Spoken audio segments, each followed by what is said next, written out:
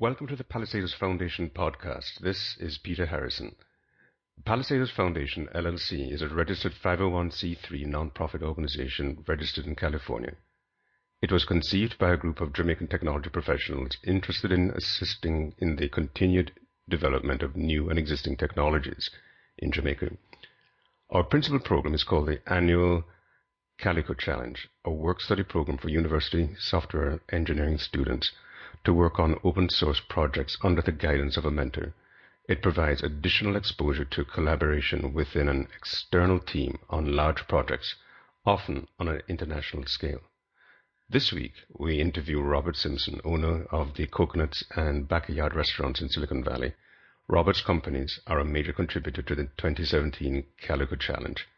Welcome to the podcast, Robert. Thanks, Peter. Thanks for having me. When was the first time you felt the culinary arts was in your blood? How did it feel, and what led you to this discovery? Well, I think it was natural, The truth is, I grew up in a large enough family, and I was lucky enough to have a grandmother who I still consider the greatest chef that has ever lived. I was around her since I can remember. You know what I mean? It came natural, probably 5, 6 years old. And when did you actually start taking formal classes in the hospitality industry? I mean, there's one thing with working with your grandmother, figuring out what the right way to and right techniques are for what you're trying to do. But then after that, I'm sure you took some additional studies to get to where you are today. Start off with something you love. I'm a hard worker, and I also just want to uplift myself. Going to high school, and I found that if I'm cooking, why don't I choose home economics? And it turned out to be the right choice, The hospitality industry in Jamaica is very competitive. How did you manage to stand out when you were there? In Jamaica, I think like in any other craft in any part of the world, if you really truly care about the end product and the person who's going to receive it, that will get you through.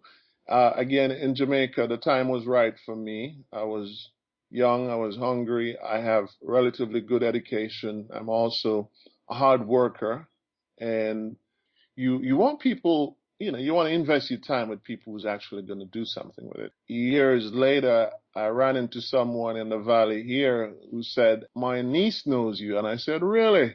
She actually does, because at one point in Kingston, she was my human resources director. She was the first that signed me up in a management class, Institute of Management and Production. And it was interesting because now you're cooking, and now, you got someone who's pushing you and say, "Hey, we see it in you, and you go in that class, and it has nothing to do with how to boil water. Now we're talking about the psychological part of the business. How do you get someone to do what you want them to do?" That gets fascinating. I have many, many mentors, and I call back that human resources lady to her. I said, "Thank you, and she said, "You know what? We saw it in you. We know you had it. You put your heart out there, work hard, be honest, and people will recognize it." I had many mentors that got me here. Would you describe that as your first major break in the industry, being recognized as management potential? Yes. It's always looking for consistency, You had mentioned that you were working on the management side of it, the human resources side of it, when you were working with this mentor. And it's always easy to assume that the field just involves cooking, but below the surface, as you mentioned, there are a lot of general management skills. Give us an idea of just what that entails. The kitchen has a brigade system. Basically, you got to come in, you got to prove yourself, and you get promoted. And there's one way of proving yourself. You have to know what you're doing. You just can't get a degree and cook. Yes, it will help you. You probably are very good at research because you probably have done the theoretical part of it. So you realize having a balance of both. In the kitchen, take it slow. It will pay off. Learn what you can at the bottom, because when you get to the top, everybody in the kitchen looks up, and you better have the answer. And for me, that's pretty cool. So I was also either lucky or I was actually put in that position to learn the stages, the different levels, from cooking well, then to manage people, and then to learn the business side of it. I'm pretty rounded, and I'm lucky to have that experience, You have a number of operations in the Silicon Valley area, covering a number of brands. You have Backyard, and you also have Coconuts. Could you describe them and explain how your customers differentiate between them? Well, backyard is a fast casual. You walk up, you order, you take a seat, someone deliver. The whole notion of elegance in restaurants is still out there, but the fast casual trend is probably the fastest segment in the restaurant industry. People want good food, they want it expedited, and they want it at a decent price. So to meet all of that, you have to do the math and know the margins and what kind of concept is going to work. Coconuts is full service. This is where you walk in. It's a full bar. You got a host, different servers, a patio, music. There's still a market for that. They don't cannibalize each other because Backyard has its patron and Coconuts does also. You know? I was talking with a restaurant owner just recently. He had a dishwasher advertisement in the front door for a little while. I noticed that I hadn't seen him for a while and asked him what had happened. And he said that he was looking for a dishwasher and that he himself was actually doing the dishes behind the scenes. And he said, thank goodness that he managed to find somebody. The Silicon Valley market is very, very hot right now, and finding employees is difficult. How have you managed to overcome that with the businesses that you have? You know, it is a constant threat, not just even from the corporate magnates that swallow up all these cooks. The truth is, it is so expensive in this area. You find service workers can hardly make it here. Do you know what I mean? And one of the things, I used to live in the Midwest, and I still use that as a guideline for me when I employ or even think about business. I used to run a couple of hotels and a restaurant in Chicago, downtown. And, you know, I was able to retain, the turnover was relatively low. I mean, the cooks were not as stressed out, you know. You get the guy's attention for 8 hours. That's it. He comes to work 8 to 5 or 8 to 9 and so on. And they tend to put all efforts in the task given, all through to the end. You know, I moved to California. When I came here, you realize most people are just looking for 4 hours because for them economically, it makes more sense. And the truth is the guy got to get out of your kitchen and get another job. Simple as that, because that's how he has to work 2 jobs. So I've always wondered, like, wow, how am I able at some point operate a company or even a kitchen that I can get these guys committed a little bit more? Well, the truth is hourly wages here are way higher than Chicago. How do you do that? So you'll have to eat the cost. We tend to pay above minimum wage. We foster an environment where people are actually a part of the growth process. The longest employee in my company is going on 10 years, and he started off as a dishwasher, and he's the one who's sending my nightly checklist and order at this point. He literally can run the kitchen by himself. And that guy has several options just to go work in any one of these places because he's that good now. But he's become a part of the business because I have a chef's perspective and I'm talking to cooks. They tend to trust me. And my decision is not just solely based on food, but it also based on people because I know the food business. You know, what really affected me as a cook is still affecting them. At Christmas time, there was a shock to the system of the Silicon Valley restaurant business, I would think. The chain Pasta Pomodoro shut down, and I think they had about 10 restaurants throughout the Bay Area. There are a number of restaurants that have been closing, and it's been a method, or it has been a focus of a number of newspaper articles that I've read recently. How do you keep competitive with that when you have so many different types of options and also skyrocketing rents within the Silicon Valley area? Well, you know, believe me, this business is, you know, like any other business. It's tough. There are margins to be met.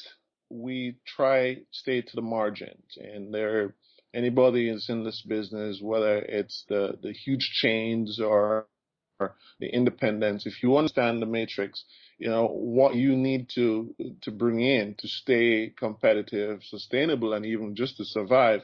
Be disciplined. Be disciplined. We're running a business, and the truth is the business is going to need cash flow.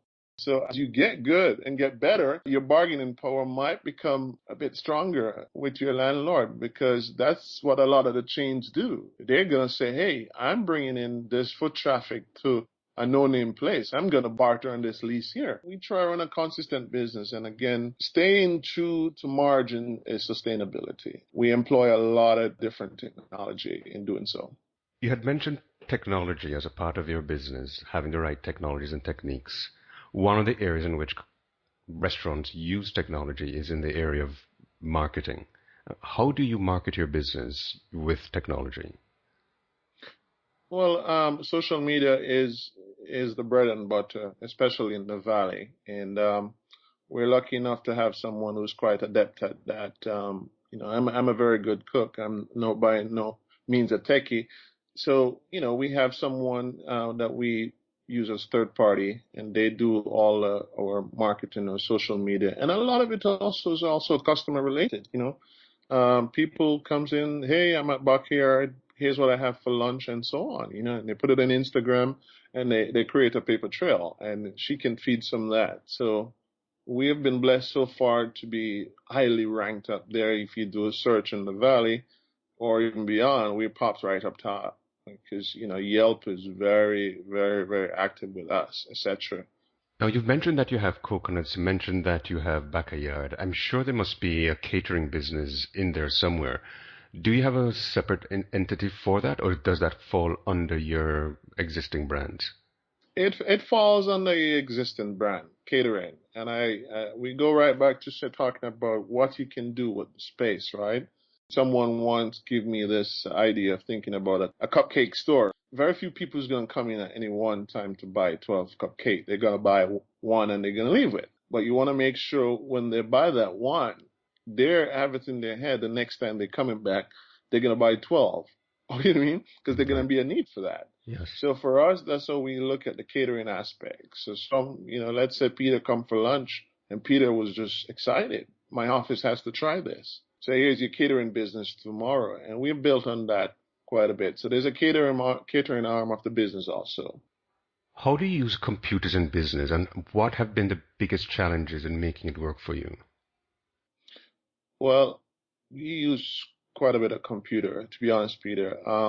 Point of sale, first and foremost. And we, being a professional chef and also being around so many restaurants, resorts, etc., you have to start with a point of sale. And we've invested thousands of dollars on point of sale. So from the first, we could go right back into in our log right now and know what we sold on the first day of opening Backyard. And that's cool, to know that. And then also what we do as you grow, you have to able to merge restaurants because you can't always be there. You know what I mean? So you want to have an interface that actually spits out your numbers daily. And that's something, again, we use through another independent company that, at 12 or 1 o'clock in the morning, you wake up the next day, you get your labor, your food costs, your sales, and all the numbers that you need to stay open, and stay profitable in a business. So that I think it's huge, and I think it's an investment that pays for itself. And I would say to anybody, either 1 or 2 store, there's various different levels out there, but investing in a system that can provide you up to date reality, because sometimes it's gut wrenching when you put the padlock on the door and then you see the numbers, you're like, oh my God, I didn't do enough to keep it open. Now, you've mentioned various different levels of software in your previous answer. And I wanted to find out from you, what features would you like to see in your restaurant management software that you currently use? What is your wish list? Most restaurants suffer from a consistency for someone to document recipes, etc. Because very few people add the discipline or even the training to say, why don't I write down a teaspoon of salt that I used yesterday? And if I do the same tomorrow, and so on, then you start building a pattern, you start building a recipe, and you're creating a log of things. For me, I found a particular software, I think it was on the Apple Store, and I started talking to the guy, and the guy was a chef also, and he was facing the same thing, how to develop recipes, your proprietary information, and also keep it safe enough, because that's also a part of what goes on in this business. You have employees who work for you, and you give them a sheet of paper and they take it, and you never know, right? Take a picture of it and they're gone. And you do that over a year, they'll probably have everything that works for you. So from a software standpoint, we would like to see ease of use where recipes, proprietary information are at the fingertips in the kitchen, because you do need a recipe to be consistent. And I found just one, and it's not easy to get set up. It's a software that basically help you build recipes catered to you, what you're doing. Now, one of the features of the Palisadoes Foundation is the Calico Challenge, in which there are mentors working with students to create software. What is the mentoring or apprenticeship scheme that you use within your restaurants to make your staff better? It goes right back, and I'm talking from a chef's perspective, because most of my restaurants are chefs driven. It usually starts with people who want to do what they're doing. You know, Peter, I've been cooking going on for 32 years. In my eyes, that's a long time. So I've gained a lot of experiences, you know, and it's always direct evaluation. And I'm not the biggest fan of staff meetings. We do keep them, but I can get a lot done in that cooler session, I like to call it, where I pull people in the walk-in cooler and 5 minutes of good conversation about what is going well, what is not going well, how can I help you get to the next stage? And also, just leading from example, you know, not because you're the owner, it gives you the right to be late. You know what I mean? So for me, I'm the first one who if I'm out working at a particular location, I'm the first one there. And once they come and see my vehicle, oh my God, they start running. You know what I mean? So, and it has nothing to do with cooking yet. It's about principles. You know what I mean? If you say you're going to do this, let's do it, and so on. So I take a lot of mentoring approach from the kitchen standpoint, where you teach, you allow them to do it, and you continually, because it's never perfect. And the truth is, I think perfection sometimes it's all perception. But you know, again, it all comes down to who you employ. One of the things that you mentioned was the cooler sessions with your employees. It's a very common feature of Silicon Valley software companies to have a thing called a stand-up meeting once a day, usually early in the day, where all the engineering staff come together and just talk about what they're planning on doing, what they did yesterday, primarily because they're working on so many different diverse aspects. It's the only way that they can create a team cohesion if they understand what's going on between one group and the other. Now, I was wondering, based on the extension of your cooler talks, what other hospitality industry skills would you think would be useful to software engineering professionals? Turnover in this business is very high. One of the things that we are trying to institute was training, right? As you have one or two store or three store, it's how do you get all the parties on the same level in terms of understanding what Menlo Park is doing to San Jose, where everybody's on the same page for that day, knowing exactly what's going on. And I've seen where one particular chef in Napa was a restaurant in New York, and his solution to that was to put up two screens, right? So you can look at New York kitchen and see what the guys are doing in New York. I see.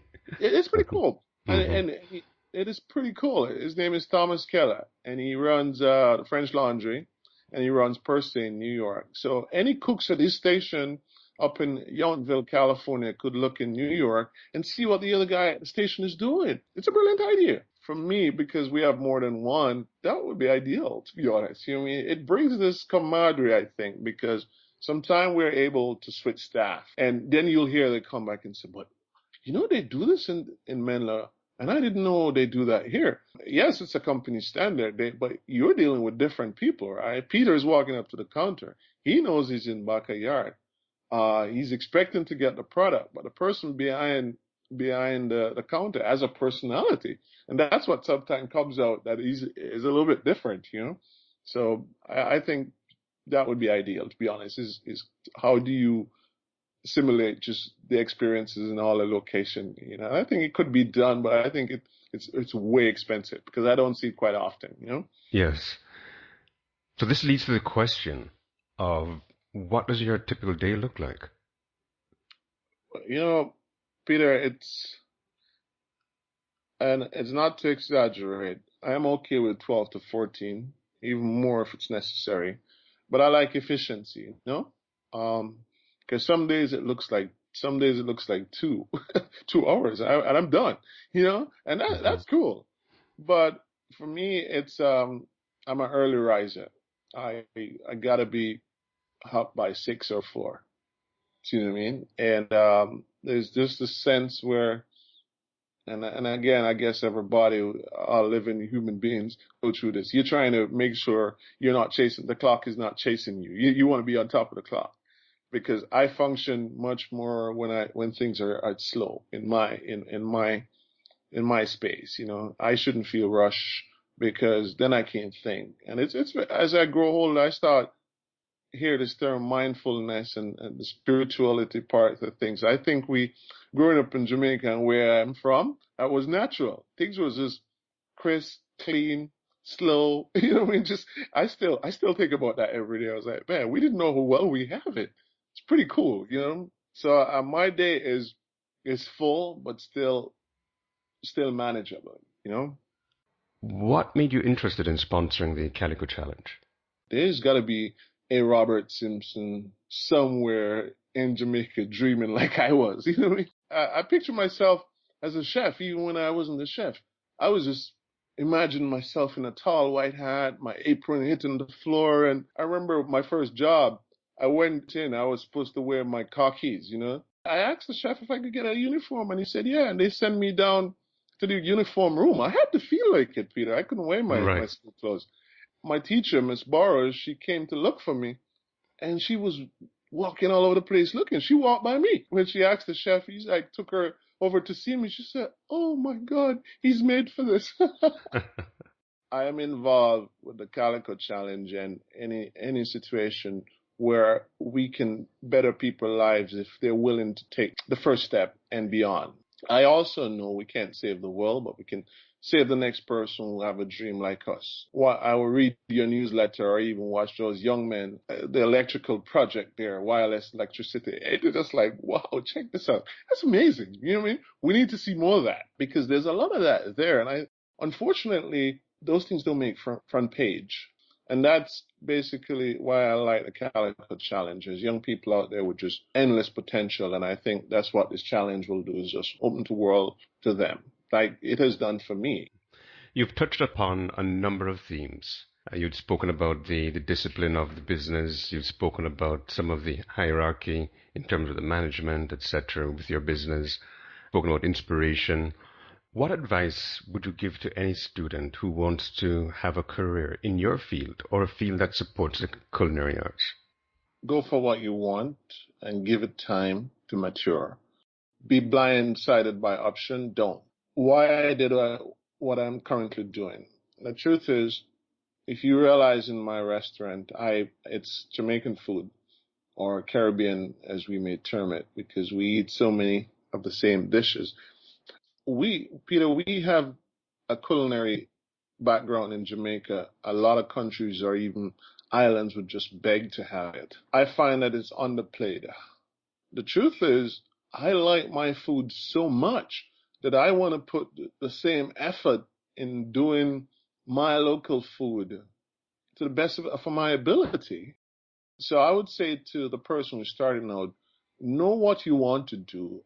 Just like music, there's a style to what you do, and nobody can really duplicate the way you pick that guitar or the way you season that dish.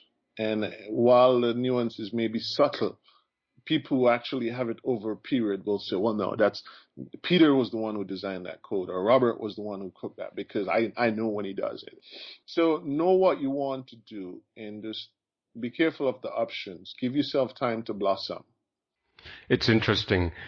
We had Jeff Waddington, who is a chairman of Rail Decoy, a software development company based in Ottawa and with offices in Jamaica. And one of the things that he's talked about was the fact that success for him and with the people that he's hiring very much hinges on the background their curiosity and their experiences, and he raised looking for people with a wide variety of experiences in the industry and outside of the industry, so that they can have a more rounded understanding of the big picture and then get the job done. And just listening to you, it's very clear that you've had a broad exposure to your particular industry at all levels of the hierarchy of the organization, but also in the hierarchy of hotels and restaurants in the industry. And then that was what also provided you with the insight to start your own business. Robert, it's been very good to talk to you. I'm very glad that you're a sponsor of the Calico Challenge, and we'll really look forward to more successes on your side. Same to you, Peter. Same to you. Thank you.